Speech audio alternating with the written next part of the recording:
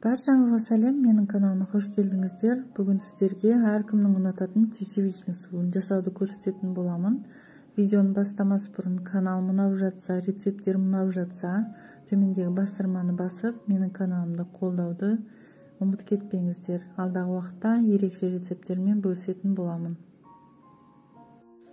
Супқа бізге керекті заттар: 1 шай стаканы чечевичка, дәмдеуіштер, 1 пияз, 1 сарымсақ, 1 сәбіз, кішкентай қасық куркума, 1 үлкен қасығы сұйық май, 1 үлкен қасығы сары май қосатын боламыз.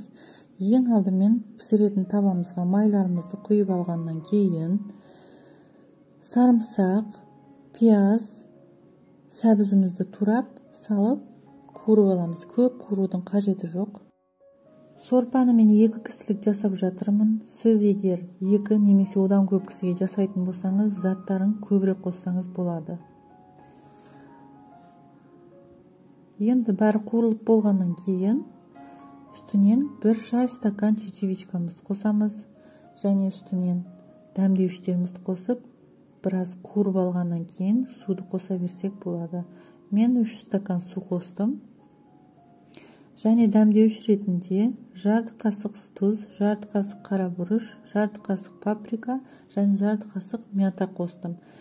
Түркияда мятаны құрғатып, үгітіп тамақтарға қосады, әр тамақтарға қосады. Сондай мята қолдандым. Қолданбасаңыздар да болады негізі.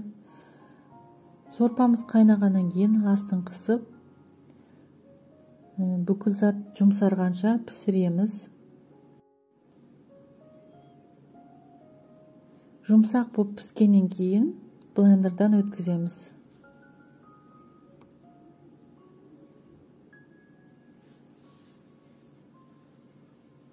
Блендердан жақсылап өткіземіз, бәрін үгітілгенше. Одан кейін куркумамызды қосып, тағы да бір блендердан өткізіп жіберсек болады. Куркуманы білесіздер, денсаулыққа өте пайдалы. Әр сорпаға қосуға тырысамын мен.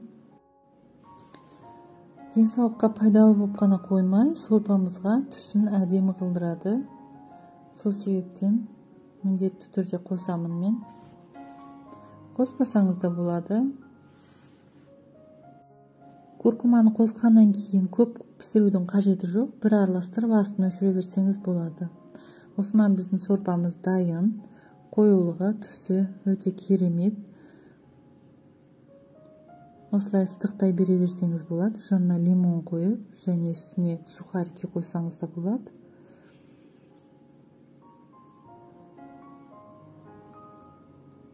Астарыңыз дәмді болсын. Менің рецепттерім ұнап жатса, бастырманы басып, жазылуға ұмытып кетпеңіз каналыма.